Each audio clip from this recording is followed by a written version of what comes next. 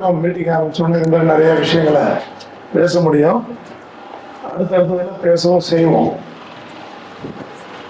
1927 June 24 சிறுகுடல்பட்டிங்கிற ஊர்ல பாண்டிய நாட்டில் ஒரு குழந்தை பிறந்துச்சு. சிறுகுடல்பட்டிங்கிற ஊர்ல பாண்டிய நாட்டில் ஒரு குழந்தை. அந்த குழந்தையோட பெற்றோர்களுக்கு அது 8வது குழந்தை. 5 சகோதரிகள், 2 சகோதரர்கள், மொத்தம் 8 பேர். 8வது பிள்ளை வெட்டும் சேவகன்றது பாண்டிய நாட்டு பழக்கம். 8வது பிள்ளை வெட்டும் சேவகன்றது பாண்டிய நாட்டில் ஒரு சொலவடையது. அந்த 8வது ஆண் பிள்ளைக்கு முத்துன்னு செல்லமா பேர் வச்சு கூப்பிட்டாங்க. பட் முத்தையா முத்தையா வச்சது, அதை கூப்பிடுறது வீட்டுல செல்லமா முத்துன்னு கூப்பிடுவோம். ஜோசிகார வேற புள்ள எதிர்காலத்துல சூப்பரா வரும்னு சொல்லிட்டாங்க. பையனுக்கு மேஷ ராசி, மேஷத்துல சனி போகும்போது பணத்தை வாரி வாரி கொடுக்குன்னு சொல்லிட்டான். மேஷத்துல சனி போகும்போது பணத்தை வாரி வாரி கொடுக்குன்ட்டான். 2 வயசுல சுட்டி பயல் அப்படின்னு ஒரு பேரும் எடுத்தான். 2 வயசுல சுட்டி பயல். யாரு சொல்ல நீங்களும்? முத்தையா. அந்த சிறுகுடல்பட்டியில ஒரு 8 பள்ளிக்கூடத்துல 4 வயசுல கொண்டு போய் சேர்த்தான். சிறுகுடல்பட்டி இப்போ சிவகங்கை மாவட்டம். அதுக்கு முன்னாடி ராமநாதபுரம் மாவட்டமா இருந்திருக்கு. அங்க கொஞ்ச நாள் படிச்சுட்டு அதுக்கப்புறம் இங்கிலீஷ் மீடியம் ஸ்கூல்லயும் சேர்த்துருக்காங்க. படிப்புல நல்ல சூழல், நல்லாவே படிச்சான். ஆனா அவங்க அப்பா அம்மா சாத்தப்பன், விசாலாட்சி. சாத்தப்பன் அவங்க அப்பா சீட்டு விளையாடியே வீணா போயிட்டு இருந்தார். சாத்தப்பன் சீட்டு விளையாடியே வீணா போயிட்டு இருந்தார். அந்த பக்கத்துல ஒரு பழக்கம், அந்த சீட்டு விளையாடுறது ஜாலியா விளையாடுவாங்க. முத்தையோட பெற்றோர் பேரு சாத்தப்பன், விசாலாட்சி. சிறுகுடல்பட்டி. சூதாடுறவன் கேட்டா சுத்தி இருக்கிறவன் வாழ்ந்தான்னு ஒரு பழமொழி உண்டு. சூதாடுறவன் கேட்டா சுத்தி இருந்தவன் வாழ்ந்தான்னு சொல்லுவாங்க. அது மாதிரி அவங்க அப்பா வீணா போயிட்டே இருந்தார். பட் பரம்பரை பணக்காரன். வெளிநாட்டுல போய் வியாபாரம் பண்ணுவாரு. அந்த காசு எடுத்துட்டு வந்து இங்க ஆடம்பரமா செலவு பண்ணுவாரு. பட் சீட்டாடி வீணடிப்பார். வீட்டுல மீன் கீன் எடுக்கணும்னா போய் கிலோல எல்லாம் வாங்க மாட்டாரு. ஒரு குளத்தையே குத்தகை எடுத்து மீன் எடுத்து கொடுத்து சமைச்சு சாப்பிடுவாங்கன்னு சொல்லுவாங்க. ஸோ சிறுகுடல்பட்டியில ஒரு 6வது வரைக்கும் படிக்கிறாரு முத்தையா. அதுக்கப்புறம் பக்கத்துல அமராவதி புத்தூர் அப்படிங்கிற இடத்துல போய் படிக்கிறார். அமராவதி புத்தூர். வாங்க கோனன் சார். அமராவதி புத்தூர். அங்க போயிட்டு சுப்பிரமணியன் செட்டியார் குருகுலம்னு இருக்கு. சுப்பிரமணியன் செட்டியார் குருகுலம். சிறுகுடல்பட்டி வந்து நிறைய பேர் போய் அந்த சுப்பிரமணியம் செட்டியார் குருகுலத்துல படிப்பாங்க. நம்ம முத்தையாவையும் அங்க சேர்த்து விட்டாங்க. அமராவதி புத்தூர் காரைக்குடி பக்கத்துல. காரைக்குடி சார்ல அங்க இருப்பாங்க, தெரியும். இங்க குருகுலத்துல சுப்பிரமணிய செட்டியார் குருகுலத்துல சேர்க்கும் போது கொஞ்சம் ஒரு ஃபார்ம், அப்பெல்லாம் ஃபார்ம்னு சொல்லியிருக்காங்க. அதுல ஒரு ஃபார்ம் கீழே குறைச்சி சேர்த்திருக்காங்க. அப்போதான் இங்கிலீஷ் மீடியம் படிக்கலாம். பின்னாட்கள்ல தமிழுக்கு ஃபேமஸான ஒருத்தர் சின்ன வயசுல இங்கிலீஷ் மீடியம் படிச்சிருக்காரு. இப்போ பிரிட்டிஷ் ஆட்சி தானே. நான் சொல்றது 27. அதுல இருந்து ஒரு 7-8 வருஷம் வச்சுக்கினா கூட என்னது 33, 34 காலத்துல இது நடக்குது. இங்கிலீஷ் மட்டும் சரியா வரல, மீதி எல்லாமே பெஸ்டா வந்துச்சு அவருக்கு. அந்த சுப்பிரமணியம் செட்டியார் குருகுலத்துல ஹெட் மாஸ்டர் யாருன்னா பன்மொழி புலவர் அப்பாதுரைன்னு ஒருத்தர். பன்மொழி புலவர்னு சொல்லுவோம் அப்பாதுரை. முத்தையாவோட தமிழ் அறிவு வளர்ந்ததுக்கு, இங்கிலீஷ் பிடிக்காம போனதுக்கு அந்த பன்மொழி புலவர் அப்பாதுரை ஒரு முக்கிய காரணம். இங்கிலீஷ் சுந்தரராஜன் ஒருத்தர் இங்கிலீஷ் டீச்சரா இருந்திருக்காரு. ஆனா அவருக்கு இங்கிலீஷ் வரல. வித்வான் வீராசாமி பிள்ளைன்னு ஒருத்தர் தமிழ் ஆசிரியராகவும் இருந்திருக்காரு. ஸோ பன்மொழி புலவர் அப்பாதுரையோட கைடன்ஸ்ல சூப்பராக தான் படிச்சிருக்காங்க. பட் அவர் எல்லாம் அசைவம் சாப்பிட்டு பழகினவங்க. அவங்க வீட்டில் அந்த சுப்பிரமணியம் செட்டியார் குருகுலத்துல ஃபுல்லா சைவம். சைவம்லாம் சாப்பிட்டு இருக்க முடியாதுன்னு ஓட்டார். இப்போ நம்ம எப்படி முடிச்ச உடனே அசைவத்தை தேடுவோமோ அது மாதிரி அவர் அசைவத்தை தேடி சைவம் தான் இருக்கணுன்னே கொஞ்சம் போயிட்டார் வீட்டுக்கு. அப்புறம் அவங்க அம்மா 2 நாள் நல்லா அசைவ சாப்பாடுலாம் போட்டு அவரை கன்வின்ஸ் பண்ணி திருப்பி கொண்டு வந்து அதே சுப்பிரமணிய செட்டியார் குருகுலத்துல படிக்க வச்சிருக்காங்க. கிட்டத்தட்ட ஒரு 1 வருஷம் 1.5 வருஷம் அங்க படிச்சிருக்காரு. 8வது வரைக்கும் படிச்சிருக்காருன்னு வச்சுக்கலாம். சங்கரபதி கோட்டைக்கு பின்னாடி ஒரு கோட்டை, அங்க காலைக்கடவுள் கதிக்கு அங்கதான் போவாங்க அந்த குருகுலத்துல இருந்து. அந்த காலை கடன் கழிக்க போகும்போது அப்படியே எஸ்கேப் ஆயிடுவாங்க ஸ்டூடெண்ட்ஸ். அப்படி எஸ்கேப் ஆகிறவங்கள பிடிச்சிட்டு வந்து திருப்பி குருகுலத்தில் விடுவாங்க. அப்படி போறவங்கள கம்பி நீட்டுறவங்க அங்கே சொல்றது பழக்கம். வெறும் கம்பின்னு கூப்பிடுறது ஒரு பழக்கம் அங்கே சுப்பிரமணியன் செட்டியார் குருகுலத்தில் அமராவதி புதூர்ல. முத்தையா நல்ல மாமிசம் சாப்பிடக்கூடியவர், அவரும் அது மாதிரி கம்பி நீட்டியிருக்காரு பல தரம். அதனால முத்தையாவுக்கு கம்பின்னு ஒரு பேர் உண்டு அந்த குருகுலத்தில். காலைக்கடன் கழிக்க போறேன்னு சொல்லிட்டு எஸ்கேப் ஆகிறது அங்கே ஒரு ஹேபிட். அந்த குருகுலத்திலேருந்து சிறுகுடல்பட்டி 14 மைல் தூரம் நடந்தே போயிடுவாராம். அந்த குருகுலத்திலேருந்து அவங்க அம்மா அழுகுறாங்க, படிக்கணும்னு சொல்றாங்க, அப்புறம் கொண்டு வந்து விடுறாங்க, திருப்பி தப்பிக்கிறாரு. இப்படி நடுவில் கண்ணகி படம் ஒன்று ஓடி இருக்கு காரைக்குடியில். அதை திருட்டுத்தனமா போய் பார்த்து மாட்டிருக்காங்க.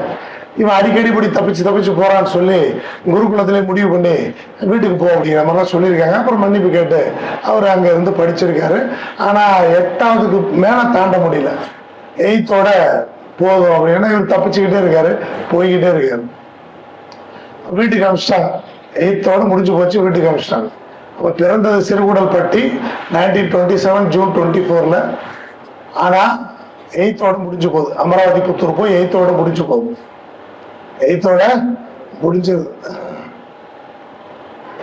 பட் படிப்புக்கும் சாதனைக்கும் சம்பந்தம் இல்லை அப்படிங்கிறதுக்கு இவரும் ஒரு எடுத்துக்காட்டு. பல பேர் இருக்காங்க படிக்காத மேதைகள்னு பல பேரை சொல்லுவாங்க. பட் படிப்புக்கும் சாதனைகளுக்கும் சம்பந்தம் இல்லைங்கிறதுக்கு முத்தையாவும் ஒரு பெஸ்ட் எக்ஸாம்பிள். இப்படி காலங்கள் ஓடுது. 8th படிப்பு நின்று போச்சு. ஒரு 14 வயசு வருது. ஒரு பப்ளிகேஷன்ல போய் நிக்கிறாரு, ஒரு பிரிண்டிங் பிரஸ்ல. ஒரு 80 பக்க நோட்டை கொடுக்குறாரு. அந்த பிரஸ்காரன் அப்படியே நிமிந்து கண்ணாடியை நிமித்திக்கிட்டு பாக்குறான். என்னது இதுன்னு கேட்டான். கதைன்னு சொன்னாரு. அவன் நக்கலா சிரிச்சான். யாரு? பிரிண்டிங் பிரஸ்காரன். நீலாம் எதுக்குடா கதை எழுதுற, வேற ஏதாவது வேலை செய்ய வேண்டியதானங்கிறான். அவருக்கு ஒரே அழுகையா போச்சு. அவர் அந்த கதையை படிச்சுட்டு சிரிச்ச சிரிப்பு அவருக்கு கடைசி வரைக்கும் மறக்கலைங்கிறாரு.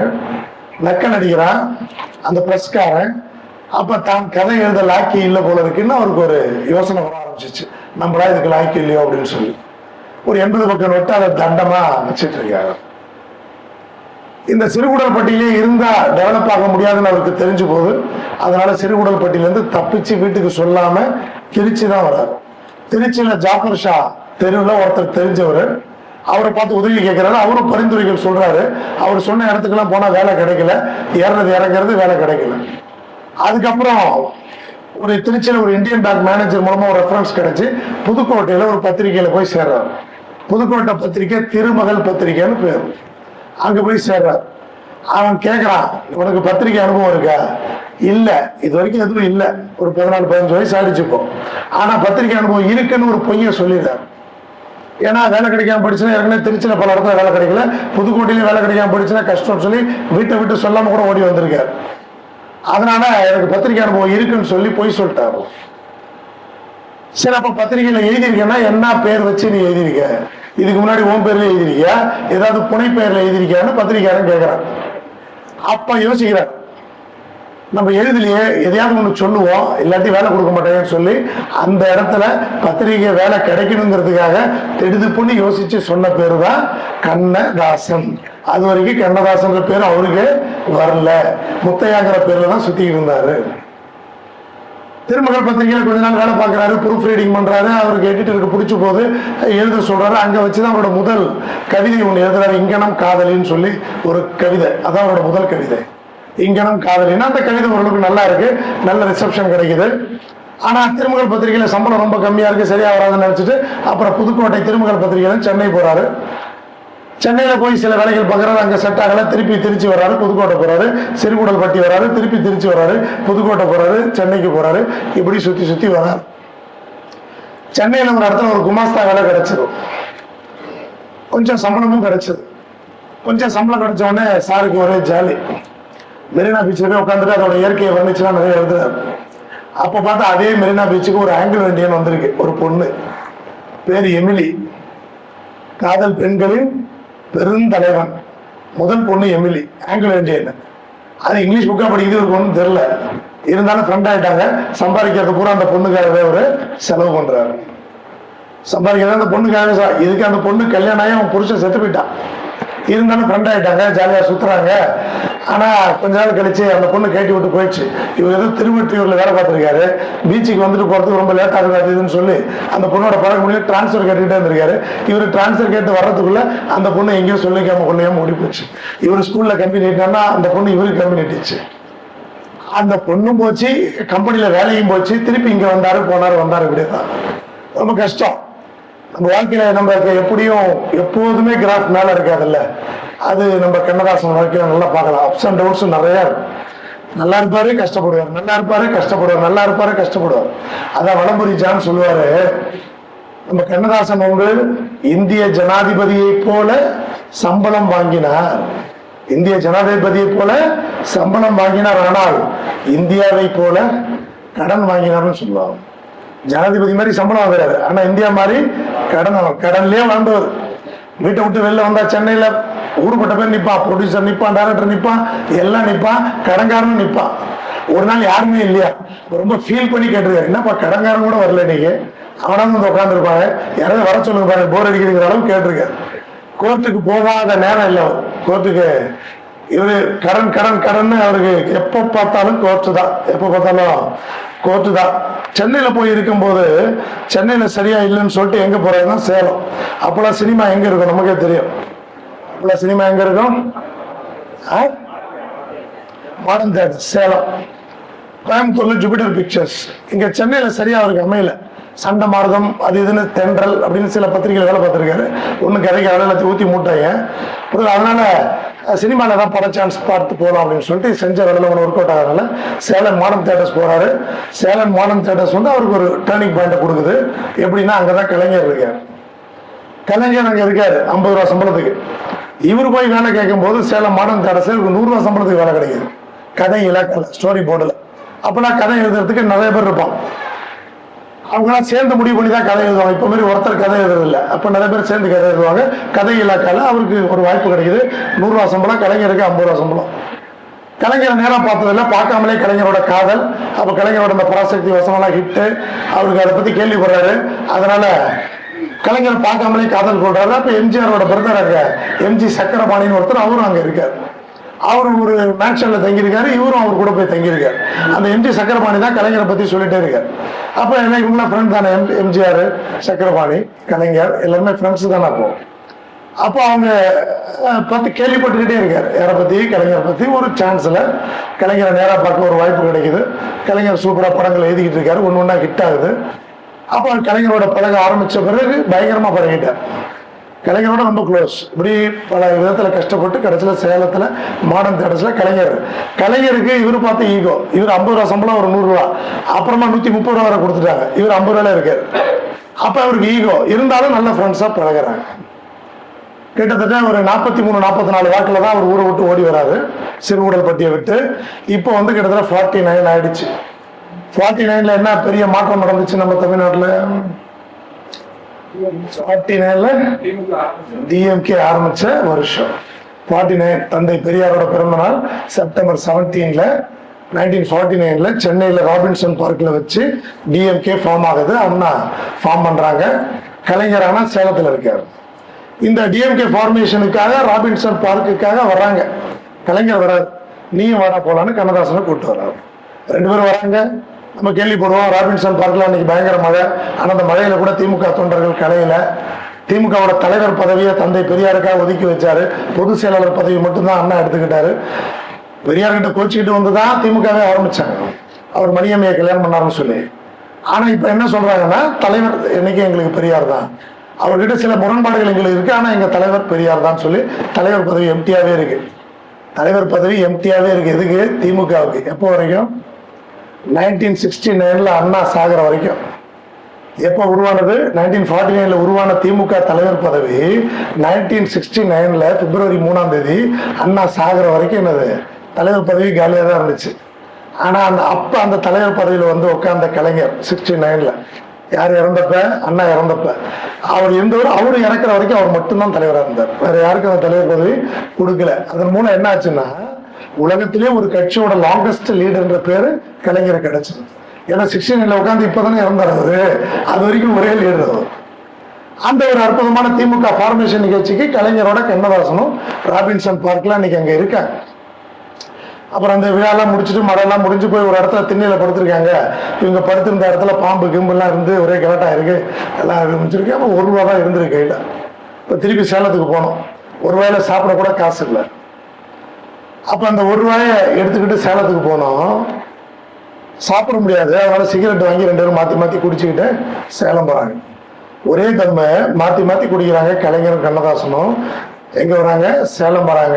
சேலம் வந்த பிறகு கலைஞருக்கு ஒரு படமா ஹிட் ஆகுது. மந்திரிக்குமார் ஹிட் ஆகுது, அது இதுன்னு நிறைய ஹிட் ஆகுது.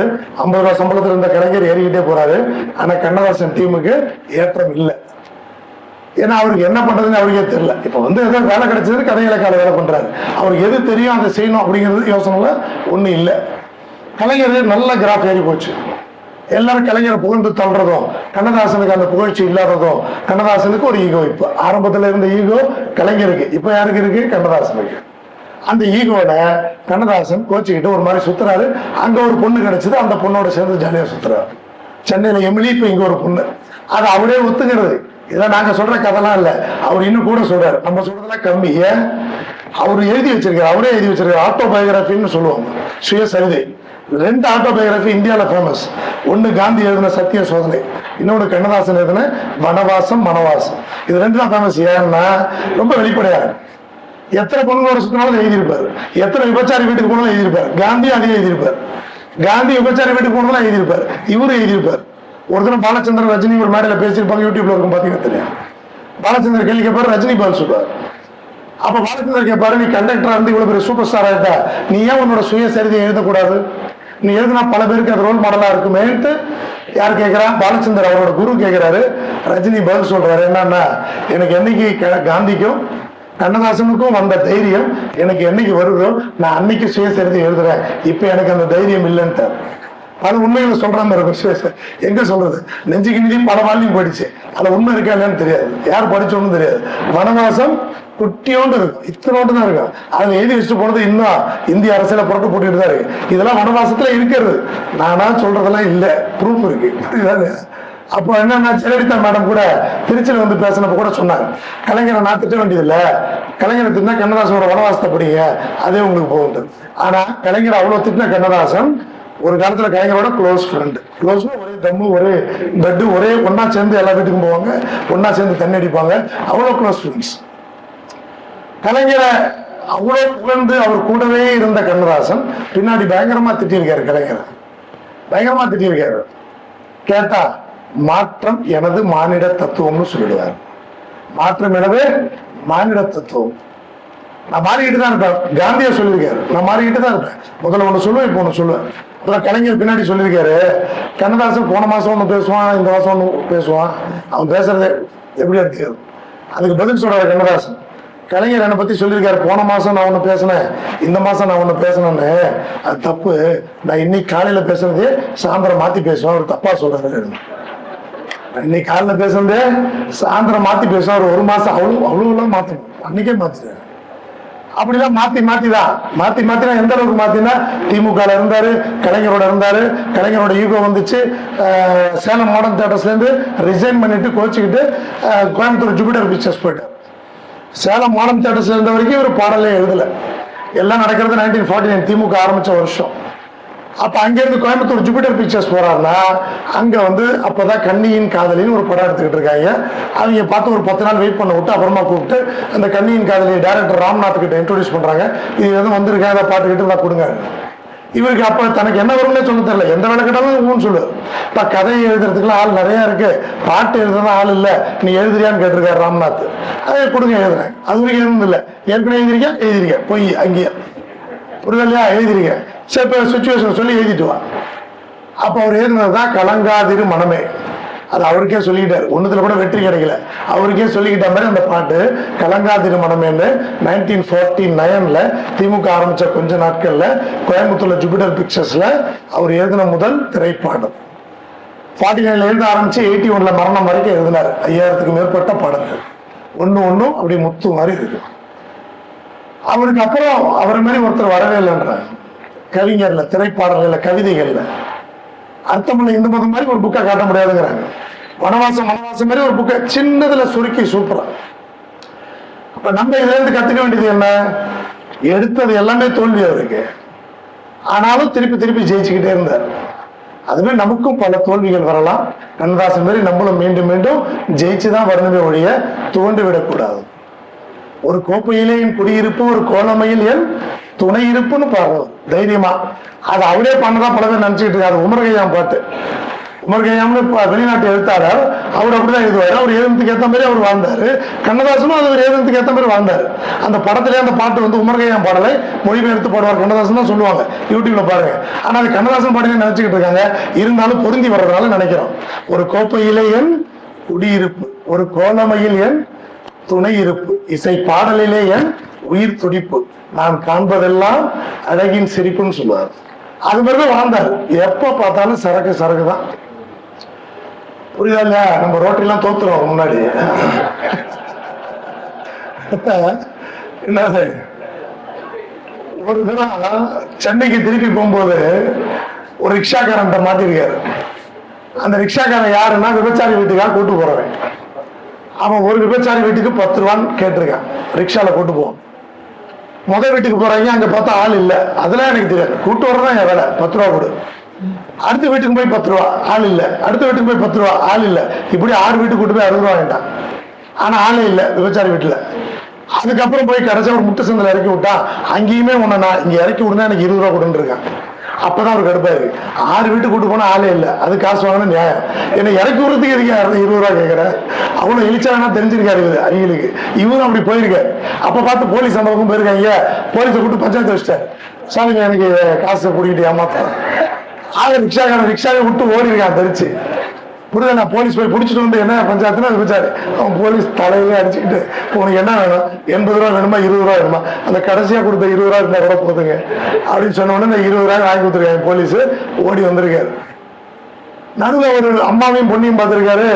அந்த அம்மாவும் பொண்ணையும் கோயம்புத்தூர்லயும் சேலத்துலயும் பார்த்திருக்காரு. இப்ப மெட்ராஸ்லயும் பாக்குறாரு. இந்த பாட்டெல்லாம் எது இப்ப கொஞ்சம் காசு தேர்ந்துருச்சு. அந்த கோயம்புத்தூர் ஜூபிட்டர் பிக்சர்ஸ்ல அந்த கண்ணியின் காதலில கலங்காத்திரி மனமே பாட்டுக்கு அவங்க கொடுத்த முதல் சம்பளம் 100 ரூபா. அவங்க தயங்கி கொடுத்துருக்காங்க. இவர் வாங்க மாட்டாருன்னு. எங்க 100 ரூபா தாங்க எங்களால முடியும்னு. அவருக்கு ஒரே குஷி. ஏங்க எனக்கு மாசத்துக்கு 100 ரூபா கொடுத்தாங்க, நீ ஒரு பாட்டுக்கு 100 ரூபாங்கிற. குஷியா இருக்கு. வாங்கிட்டு போயிட்டு ஒரு இங்கிலீஷ் படத்துல உட்காந்து வறுமையில ரொம்ப கஷ்டப்பட்டு இருக்கு. வறுமைதான் எப்படின்னா அவர் கையில பாட்டு கதெல்லாம் எழுதி வச்சிருப்பார்ல. இந்த சேலம் மாடர்ன் தியேட்டர்ஸ் வர்றதுக்கே காசு இல்லை, ட்ரெயின் டிக்கெட் எடுக்கவே காசு இல்லை. அப்ப அங்க சென்னையில ஒரு பழைய புக்குக்கார்ட்ட போய் அந்த எழுதி வச்ச கதைகள் பாடல்கள்லாம் இறக்கி போட்டிருக்கேன். இறக்கி போட்டோம்னா அதை வாங்கிட்டான்.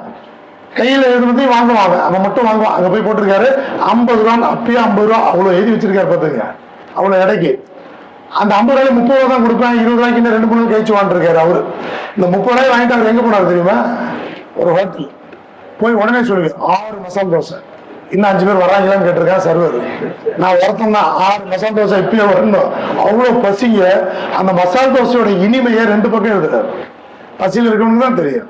அந்த மசால் தோசையோட இனிமையை வனவாசத்துல 2 பக்கம் எழுதுறாரு. அவ்வளவு இனிமையா இருந்துச்சுன்னு 30 ரூபாய்க்கு மசால் தோசை தின்னு தீர்த்துட்டு போயிட்டாரு. ட்ரெயின் டிக்கெட் எடுக்க மட்டும் காசு வச்சுக்கிட்டு சேலம் மாடர்ன் தியேட்டர்ஸ்க்கு. இதுல ரயில்வே ஸ்டேஷன் ஒரு கூத்து அடிச்சிருக்காரு. கீழே ஒரு டிக்கெட் கிடந்திருக்கு. அந்த டிக்கெட் எடுத்து கேட்டிருக்காரு, இது யார் டிக்கெட்டுங்கன்னு கேட்டிருக்காரு. எல்லாரும் இல்லைன்னு எங்க டிக்கெட் இல்லைன்னு செக் பண்ணி சொல்லியிருக்காங்க. சரி யார் டிக்கெட்டுமே இல்லைன்னு சொல்லி அதை அப்படி வச்சுக்கிட்டு போயிருக்காரு. டிடிஆர் வந்திருக்கான், கேட்டிருக்கான். ஏன்னா அப்ப கண்ணதாசன் தன் டிக்கெட்டை தேடி இருக்காரு. டிக்கெட் இல்லை. ஐயோ தெரிதுன்னு முடிச்சிருக்காரு. அப்புறம் எல்லாம் ஊரே சேர்ந்து பார்க்கும்போது தான் தெரியுது, அந்த யார் டிக்கெட்னு கேட்டார்ல, அதுவே அவர் டிக்கெட் தானே. அதுதான் அவர் டிக்கெட். அது அவர் டிக்கெட். என்ன பண்ணிருக்காரு? அப்படி போதா மசால் தோசை போதா அப்படி அவனை மசால் தோசை போட்டு சாப்பிட்டா எப்படி இருக்கு? அப்படிதான் இருந்திருக்காங்க. ஒன்னும் பைசா சுத்தமா உண்டல கிடையாது. அப்படி அங்கங்க சேலம் மாடர்ன் தியேட்டர்ஸ் போறதே கடன் வாங்கிட்டு போனவரு அங்க கொஞ்சம் பாட்டு எழுதி ஒரு 1000 ரூபாய் சம்பாதிச்சிட்டாரு. அந்த 1000 ரூபாயோட இப்ப சென்னைக்கு வந்திருக்காரு. சென்னைக்கு வந்தா சேலத்திலையும் கோயம்புத்தூர்லையும் பார்த்தா ஒரு அம்மாவும் பொண்ணு நிக்கிறாங்க. ஒரு ஷூ பாலிஷ் போடுற இடத்துல நின்னா பேச்சு கொடுத்ததுல அந்த 2 பேரும் இவர் அவங்க வீட்டுக்கே கூட்டு போயிட்டாங்க. இவரும் போயிட்டாரு பின்னாடி. அங்க போய் அப்படியே அந்த அம்மா வறுமையை சொல்லி அழுது அதை பண்ண இதை பண்ண இவர் உடனே கையில் இருக்க காசு வச்சு இவரே மசால் தோசை அலையிறாரு. இவர் அடுத்தவருக்கு அந்த அம்மா கொடுக்குறாரு. அந்த அம்மா தகுந்த நேரம் பார்த்து ஒதுங்க இவர் அந்த பொண்ணோட செட்டில் ஆயிட்டாரு. 1000 ரூபாயும் காலி. சில பல மாசங்களும் போச்சு. சில பல மாசங்களும் போச்சு, 1000 ரூபாயும் காலி. இதெல்லாம் அவரே சொல்றது, அது முதல்ல புரிச்சு கட்டுக்கிறதெல்லாம் இல்லை. அவரே இது வனவாசம் வாங்கி படிக்க தெரியும். இந்த ஊர்ல செய்தி வந்துருச்சு, உங்க பையன் அப்படியே பூதாரியா அலையறான், உருப்படாம போயிடுவான் அப்படி இப்படின்னு ஊர்ல செய்தி. சாத்தப்பண்ண விசாலாச்சு, அவங்களே வறுமையில இருக்காங்க. அவங்க அப்பா சீட்டாடி ஒழிஞ்சவர். அப்ப வர சொல்லிட்டாங்க, வா அப்படின்ட்டாங்க. அண்ணனை விட்டு தந்தி அடிச்சு வர சொல்றான். வந்தவர் என்னன்னா 22 வயசு இப்போ அவருக்கு. வந்தவர் என்னன்னா, நம்மளாம் கேள்விப்பட்டிருப்போம் தத்து கொடுக்கறதுன்னு. சின்ன குழந்தைய தத்து கொடுப்பாங்க. 22 வயசு கண்ணதாசன் தத்து கொடுத்துருக்காங்க. காரைக்குடியில ஒரு பணக்கார குடும்பத்துக்கு, ஒரு செட்டியார் குடும்பத்துக்கு 22 வயசு கண்ணதாசனும் தத்து கொடுத்துருக்காங்க. அவரும் போயிட்டாரு. நல்லது, இங்க போனா காசு கிடைச்சா பொண்ணு ஊர்வலமா கூட்டு வராங்க தெரியுமா தேர்ல, அது மாதிரி ஒரு ஊர்வலமா வச்சு கூட்டு வந்திருக்காங்க புகுந்த வீட்டுக்கு. ஒரு பழைய பணக்காரர், அவர் நாராயணன்னு பேரை மாத்தி வச்சிருக்கார். நீ முத்தையாண்ணா சரியில்லை, நாராயணன்னு பேர் வச்சுக்கிட்டு இருக்கார். நாராயணன்னு பேர். நிறைய புனை பெயர்கள் உண்டு இவருக்கு. வணங்காமுடி, கமகப்பிரியா, ஆரோக்கியநாதன், துப்பாக்கி, இப்படி நிறைய பேரு. கலைஞரை திட்டம் போதெல்லாம் வணங்காமுடின்னு பேர் வச்சுதான் எழுதியிருப்பாரு. கலைஞரை கண்ணதாசன் பேர்ல திட்டியே இருக்க மாட்டாரு. கலைஞரை திட்டம் போது என்னது, வணங்காமுடின்னு பேர் இருக்கும். சோ அப்படி பாத்தீங்கன்னா நாராயணன் பேர் வச்சுட்டாங்க. அந்த தத்தை எடுத்து வைக்க அங்க இருந்து எஸ்கேப் ஆகி ஓடி வந்துட்டார். எங்க ஓடி வந்தாருன்னா, அவருக்கு என்ன கடுப்புன்னா, அந்த அம்மா பொண்ணோட போனார்ல, சில பல மாசங்கள் தங்கி 1000 ரூபாய் செலவு பண்ணார்ல, அந்த அம்மா பொண்ணு இவர் விட்டுட்டு ஓடி போயிட்டாங்க. அந்த கடுப்பு இருக்கு. அங்க போய் நான் தேடி கண்டுபிடிக்கிறேன்னு இந்த புது வீட்டுல இருந்து ஓடி வர்றாரு. ஓடி வந்து தேடுன்னு தேடினா அந்த பொண்ணு அதுக்குள்ள இன்னொருத்தவங்க கூட போய் செட்டில் ஆயிடுச்சு. இதெல்லாம் பார்த்து தாங்க அனுபவிச்சு தாங்க பின்னாடி அவர் பாட்டுலாம் அவ்வளவு சூப்பரா இருந்திருக்கு.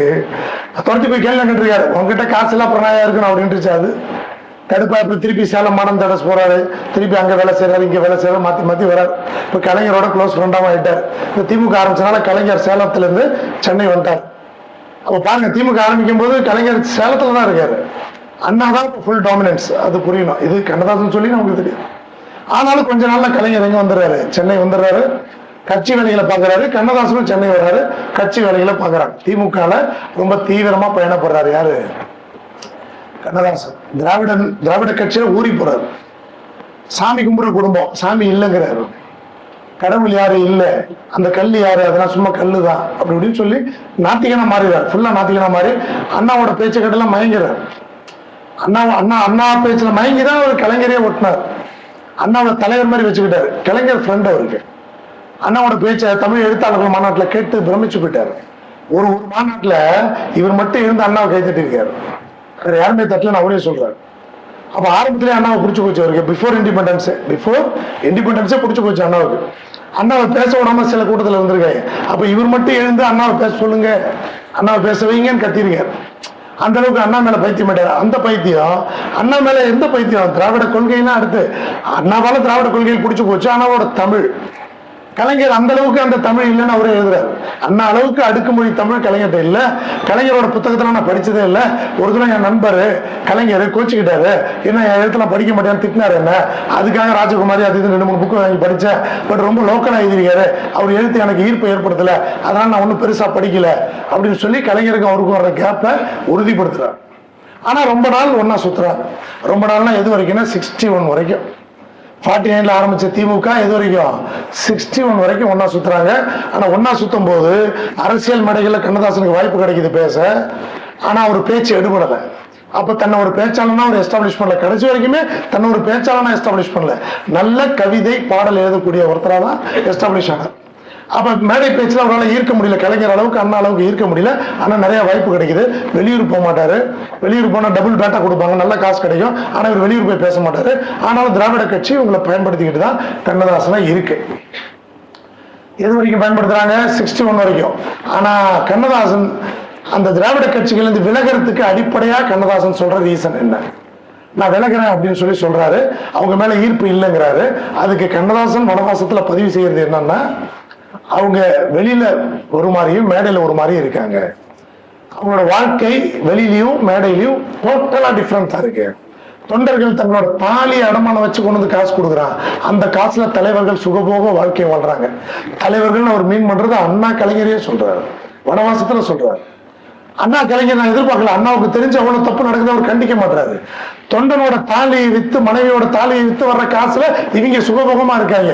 வெளியில எல்லா தப்பு பண்றாங்க, மேடல் ஏறி ஓகே மாதிரி பேசுறாங்க.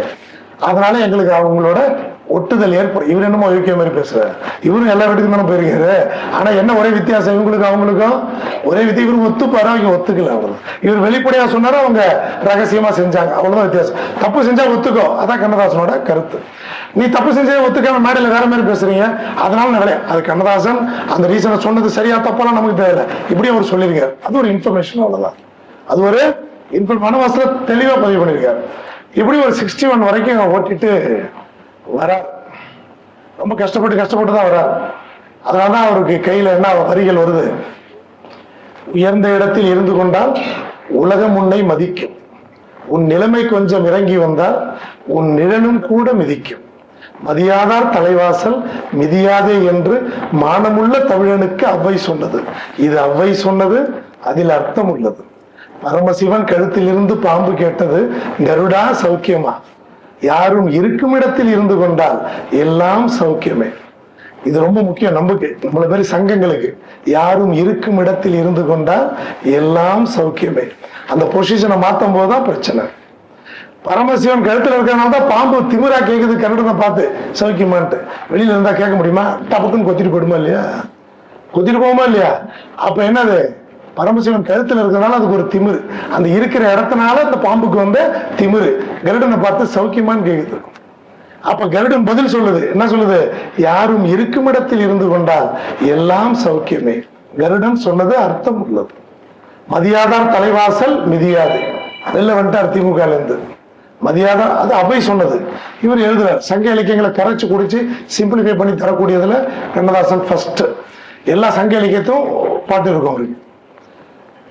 அப்ப மதியாதார் தலைவாசல் மிதியாதுன்னு இவரே பாட்டு எழுதிட்டு வந்துட்டார். பயங்கர சண்டை தான். அண்ணா கிட்ட பஞ்சாயத்து கலைஞர் வந்து இவரு ஃபர்ஸ்ட் பொன்னமான ஒரு பொண்ணை கல்யாணம் பண்ணாரு. யாரு? கண்ணதாசன். பொண்ணே கொடுக்கல, குடிச்சுக்கிட்டு உதாரியா சுத்துறவங்க யார் பொண்ணு கொடுப்பா? ஊர்ல பொண்ணு கொடுக்கல. அவங்க தத்து எடுத்தவங்க ரொம்ப கஷ்டப்பட்டு ஒரு பொண்ணை பிடிச்சாங்க. அந்த பொண்ணு குறையுள்ள பொண்ணு, பொன்னம்மான்னு பேரு. அது காது கேட்காது, அந்த அம்மாவுக்கு காது கேட்காது. குறையுள்ள பொண்ணு தான் இவர் கொடுக்க முடியும்னு சொல்லி வேற பொண்ணே அமையல. ஏன்னா இவரே இஷ்டத்துக்கு சுத்துறாரு. அதனால கஷ்டப்பட்டு கல்யாணம் பண்ணி வச்சிருக்காரு. யார? பொன்னம்மாவை. தாழையா பூ முடிச்சு எழுதிருப்பார்ல, அழையா பூ முடிச்சு தடம் பார்த்து நடை நடந்து வாழை இலை போல வந்த பொன்னம்மா என் வாசலுக்கு வந்தது என்னடி கண்ணம்மான்னு எழுதுவார். புரியுதா இல்லையா? பொன்னம்மா எழுதியிருப்பார், நிறைய இடத்துல எழுதியிருப்பார். அது என்னன்னா அந்த அந்த தன்னோட முதல் மனைவிக்கு காது கேட்காததுனாலதான் தன்னோட கவிதைகள் தப்பிச்சதுன்னு எழுதுறாரு. ஒரு இடத்துல பொன்னாட்டி டார்ச்சர் பண்ண எப்படி கவிதை எழுத முடியுங்கிற அர்த்தத்துல. அந்த அதே வருஷம் நீங்க வராட்டி வேற யாராவது அனுப்புங்க, நான் கூட்டம் சொல்லிட்டேங்க அப்படிங்கிறான். ஒன்னு அண்ணா கண்ணதாசன் அப்பதான் பாக்குறேன், நீ போறியா? ஏங்க கலைஞர்லாம் ஒன்றும் சொல்ல மாட்டான், நான் பாத்துக்கிறேன். புரிதல, எல்லாம் தெரியும். அப்ப தெரிஞ்சு போச்சு இவருக்கு பஞ்சாயத்து ஏற்கனவே அப்படின்னு சரி போறாங்கன்ட்டு எல்லாம் கலைஞ்ச உடனே சாப்பாட்டுக்கு உட்காந்துருக்காங்க. சாப்பாடுல அண்ணாவும் கண்ணதாசனும் பக்கம் கூப்பிட்டு உட்கார வச்சிருக்காரு. கண்ணதாசன் கொஞ்சம் பல்கி தெரியும் நமக்கு, நல்லா ஐட்டம் இருப்பாரு, ஆல்ரெடி கொஞ்சம் பல்கி. புரிதல, உட்காந்தாருன்னா அவருக்கு முன்னாடி 2 இலை கவர் ஆகி போயிடுச்சு. அவர் சைஸுக்கு உட்காந்தோடனே 2 இலை வந்துருச்சு. அண்ணா அடுக்குமொழிக்காரரா, உனக்கு எல்லாத்துலயும் 2 வேணுமாயா அப்படின்னு இருக்காரு. உனக்கு எல்லாத்துலயும் 2 வேணுமாயான்னு இருக்காரு. ஐயோ இதுவும் தெரிஞ்சு போச்சா, ஏங்க நான் எத்தனை பண்ணா உங்களுக்கு என்னங்கன்னு இருக்காரு அவரு. அப்படி மொத்தம் ஒரு 3 கல்யாணம் பண்ணாரு. மொத்தம் ஒரு வள்ளியம்மை, பார்வதி, பொன்னம்மா அப்படின்னு சொல்லி 3 கல்யாணம். 3 கல்யாணத்துல 15 14 தான் ரெக்கார்ட்ல இருக்கு. ஒன்னு அன்அபிஷியல் விசாலி கண்ணதாசன், 15வது விசாலி கண்ணதாசன். அதை சேர்க்க மாட்டாங்க யாரும், ஏன்னு தெரியல. 14 தான் ரெக்கார்ட்ஸ்ல இருக்கு. ஒரு மனைவிக்கு 7, இன்னொரு மனைவிக்கு 7, பொன்னம்மாவுக்கு 7 ஈக்குவல். அதனால எல்லாருக்கும் எல்லாமும் பெற வேண்டும். கம்யூனிஸ்ட் தத்துவத்துல 2 பேருக்கு 7. அந்த 15 வந்து விசாலி கண்ணதாசன், அது அன்அபிஷியல். அது மனைவி லிஸ்ட்ல வரல போட்டிருக்கு. ஆனா இப்ப சேர்த்துக்கலாம். 14 15ஆவதும் இருக்குங்க. நமக்கு தெரியும், நம்ம சஞ்சய் காந்தினா அந்த குடும்ப கட்டுப்பாடுன்னு உயிர் எடுத்தார் நம்மள. தெரியும் சஞ்சய் காந்தி யாருன்னு தெரியுமில்ல? இந்திரா காந்தியோட ஒரு பையன். அவர் இருந்திருந்தாருன்னா ராஜீவ் காந்தியை தாண்டி இருப்பாருலாம் ஒரு கருத்து இருக்கு. அதே ஹெலிகாப்டர் கிராஷ்ல செத்து போயிட்டாரு. அது கொலைன்னு சொல்றாங்க. அது மர்மமான பல கொலைகள்ல அது ஒண்ணு, பல மரணங்கள்ல அது ஒண்ணு. கொலை நம்ம சொல்ல முடியாது. அவர் உயிரோடு இருந்தப்ப டெல்லி அவர் கண்ட்ரோல்ல தான் இருந்துச்சு. யார் கண்ட்ரோல்ல? சஞ்சய் காந்தி. ஆட்டோ ரிக்ஷாக்காரன், சைக்கிள் ரிக்ஷாக்காரன் எல்லாத்தையும் பிடிச்சி குடும்ப கட்டுப்பாடு பண்ணி விட்டுருவாரு. எல்லாத்தையும் பிடிச்சி குடும்ப கட்டுப்பாடு பண்ணி விட்டுருவாரு. யாரு? சஞ்சய் காந்தி. ஏங்க அப்படிலாம் பண்ணி தாங்க இப்ப உலகத்திலே ஃபர்ஸ்ட் பாப்புலேஷனா இருக்கும். இல்லாட்டி என்னது, சைனால எங்கேயோ போயிருக்கோம். இப்படிலாம் பண்ணியே நம்ம தான் ஃபர்ஸ்ட். இப்ப வேர்ல்டு பாப்புலேஷன் நம்ம தான் ஃபர்ஸ்ட். 146 கோடி ரீச் பண்றோம் ரீசெண்டா. சைனா பின்னாடி போயிட்டான். எதுல சைனா முந்திரமோ இல்லையா, இதுல முந்தி ஓடி வந்து முன்னாடி நிக்கிறோம். புரியுது இல்லையா? அந்த குடும்ப கட்டுப்பாடு அப்போ ரொம்ப ஃபேமஸ். நான் 3 பேர் பத்துக்கு சொன்னாங்க, நாம் இருவர் நமக்கு இருவர்னாங்க, நாம் இருவர் நமக்கு ஒருவர்னாங்க. இப்ப என்ன சொல்றா, நாமே இருவர் நமக்கு ஏன் ஒருவர் அப்படிங்கிறாங்க. அது இப்ப இருக்க பெண்களும் ஒத்துக்கிறாங்க, குழந்தைய வேண்டாங்கிறாங்க. அப்ப பாப்புலேஷன் ஆனாலும் கட்டுக்குள்ள கொண்டு வர முடியல. அப்ப குடும்ப கட்டுப்பாடு விளம்பரம் எங்க பார்த்தாலும் போனா அது குடும்ப கட்டுப்பாடு. இப்ப கூட முதலமைச்சர் பேசியிருக்காரு, எல்லாம் நிறைய குழந்தை பத்துக்குன்னு சொல்லட்டுமா அப்படின்னு இருக்காரு. ஏன்னா பாப்புலேஷன் வச்சுதான் ஓட்டு. அங்க பிரசிடென்ட் வைஸ் பிரசிடென்ட்லாம் பாப்புலேஷன் வச்சுதான் ஓட்டு. நம்மளும் பாப்புலேஷன் குறைச்சிட்டு குடும்ப கட்டுப்பாடுல, அதனால நமக்கு ஓட்டு குறையுது, அதனால நம்ம ஸ்டேட்டுக்கு மரியாதை குறையுது, அதனால நிறைய பெத்துக்குங்க அப்படிங்கிற மாதிரி நம்மளும் சந்திரபாபு நாயுடு பேசிக்கிட்டு இருந்தாங்க, ஸ்டாலினும் அவரும் பேசியிருந்தாங்க. அப்படி அந்த அந்த பாப்புலேஷன் கண்ட்ரோல் பத்தியே தனியா பேசலாம், அது தனி டாபிக். அப்ப என்னன்னா ரொம்ப சீரியஸா இருந்தப்ப சவுத் இந்தியா பாப்புலேஷன் நல்லாவே கண்ட்ரோல் பண்ணிட்டோம். நம்ம இப்பயே ஒரு 7.5 கோடி தான் இருக்கோம். யூபி வந்து கிட்டத்தட்ட 25 கோடி போயிட்டான்.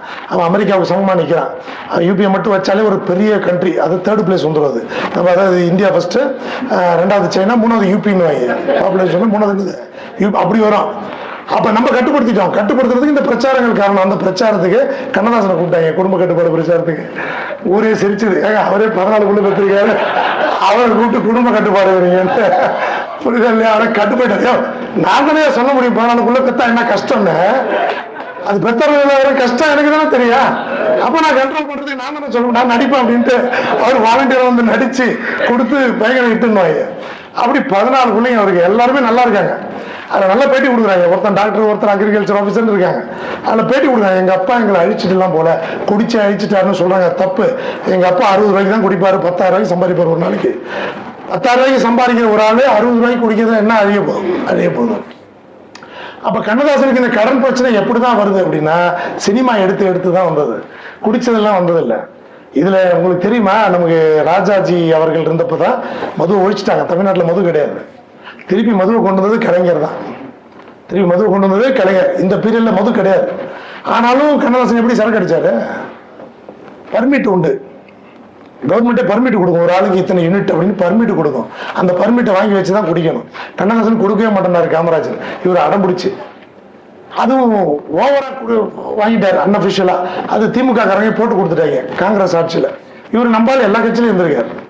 கண்ணதாசன் எந்த கட்சியை சேர்ந்தவர்னா நீ எல்லா கட்சியும் ஆல் தி அபவ் அப்படின்னு அடிக்கலாம். அப்படி எல்லா கட்சியும் டிஎம்கேல இருந்திருக்காரு. அதுக்கப்புறம் இவிகே சம்பத்தோட சேர்ந்து தமிழ் தேசிய கட்சியில வந்தாரு. அதுக்கப்புறம் காங்கிரஸுக்கு போனாரு. காமராஜரை தற்கொலைன்னு திட்டினாரு. பின்னாடி ஆண்டி கையில் கூட ஓடி இருக்கும் ஐயா, உன் கையில் அதுவும் இல்லையேன்னு காமராஜரை பாராட்டினார். காமராஜர் சாகும்போது அவர் பாக்கெட்ல 100 ரூபா கூட இல்லை. அப்ப பாராட்டுறாரு, என்ன பாராட்டுறாரு? ஆண்டி கையில் கூட ஓடி இருக்கும் ஐயா, உன் கையில் அதுவும் இல்லையேன்னு. ஆனா அதே காமராஜர் முன்னாடி என்னது? தற்கொலை கேட்டா மாற்றம் எனது மானிட தத்துவம்னு சொல்லிடுவார்.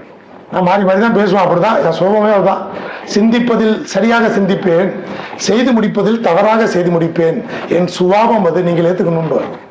நான் அப்படிதான் பண்ணேன், நீ ஏத்துக்கணும்னு வரும். அப்படி பர்மிட்லாம் என்னது எக்ஸ்ட்ரா போனதுல காமராஜர் கூட்டு திட்டிருக்காரு. என்ன ஏதோ தப்பா பர்மிட் வாங்கி குடிக்கிறியாம, அந்த பர்மிட் எல்லாம் ஒப்படைச்சிடுறாங்க.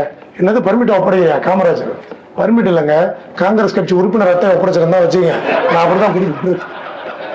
எனக்கு உறுப்பினர் பதவி வேண்டாம், எனக்கு முக்கியம் என்னது சரக்கு தான் இருக்கு. புரியுது இல்லையா? அந்த அளவுக்கு. ஆனா கலைஞர் எழுத்த படிச்சாலும் ஒரு 3 புக்கு கலைஞர் சொல்லி படிச்சாரு தெரியுங்களா? அந்த புக்ல ஒரு கலைஞர் ரொம்ப லோக்கலா எழுதுறாருன்னு இவரோட கருத்து. நல்ல தரமா எழுதணுங்கிறத நான் புரிஞ்சுக்கிட்டு இவரும் லோக்கலா எழுதிருக்காரு. புதுக்கோட்டையில வேலை செய்யும் போது திருமகள் பத்திரிகை, மேதாவி பத்திரிகை, சண்டை மாறுது, இப்படி நிறைய பத்திரிகையில, தாய்நாடு, இப்படி நிறைய பத்திரிகையில வேலை செய்யும் போது இவரும் லோக்கலா எழுதிருக்காரு. ஆனா கலைஞர் புக்கு படிச்ச பிறகுதான் ஒரு லோக்கல் ரைட்டிங்கே எனக்கு எப்படி ஃபீல் ஆகுது நான் புரிஞ்சுக்கிட்டேன். இனிமேல் நான் லோக்கலா எழுத மாட்டேன்னு சொல்லி அவரே பதிவு பண்றாரு. அப்படி லோக்கலா எழுதாதனாலதான் நமக்கு அற்புதமான பாடல் வரிகள் கிடைச்சதா இல்லையா? கட்டி பூடிடா கண்ணாலா எப்படி எதுலாம் பாருங்க, என்னை தின்னாதே அப்படி எப்படி எதுவார் பாருங்க. காதல் என்னும் கவிதை சொன்னேன் கட்டிலின் மேலே, புருஷன் சொல்றான் கணவன், காதல் என்னும் கவிதை சொன்னேன் கட்டிலின் மேலே. மனைவி, அந்த கவிதைக்கு நான் பரிசு தந்தேன் தொட்டிலின் மேலே. எவ்வளவு பாரு அந்த மரபுக்குள்ள நின்று அதேதான் அந்த கட்டிப்புடிதான். அது எப்படி இருக்கிறது? நேரம் இது நெஞ்சில் ஒரு பாட்டெழுத, இன்பம் என்னும் சொல் எழுத, நீ எழுத நான் எழுத பிறந்தது பேர் எழுத. இதுவும் விரசமான பாட்டு தாங்க. ரெண்டு பேரும் ஜாலியா இருந்து ஒரு குழந்தை பிறந்துச்சுன்னு எழுதுறாரு. யாருக்காவது தோணுதாது? நீ எழுத நான் எழுத பிறந்தது பேர் எழுத. ஏதாவது விரசம் தெரியுதா நமக்கு? சென்சார் போர்டே ஆச்சரியப்பட்டிருக்காங்க. இந்த ஒரு படத்துல இந்த வாராயம் தோழி வாராயோ மணப்பந்தலுக்கான வாராயோ எல்லா கல்யாணத்திலையும் போடுவாங்க, இல்ல கான்ஸ்டன்டா இப்ப வரைக்கும் அதான் போடுறாங்க கிராமத்திலாம். அந்த பாட்டுல ஒரு லைன் வரும். அந்த லைனை சென்சார் போர்டு கட் பண்றதுக்கு துடிச்சிருக்காங்க. ஆனா எங்களுக்கு மனசே வரலன்னு இருக்காங்க. அதுல இருக்க அர்த்தத்தை பார்த்தா எங்களுக்கு கட் பண்ணணும்னு தோணுது. ஆனா தமிழை பார்த்தா அதை பாராட்டணும்னு தோணுது. இவர் யார் அவரு அப்படின்னு விசாரிச்சிருக்காங்க.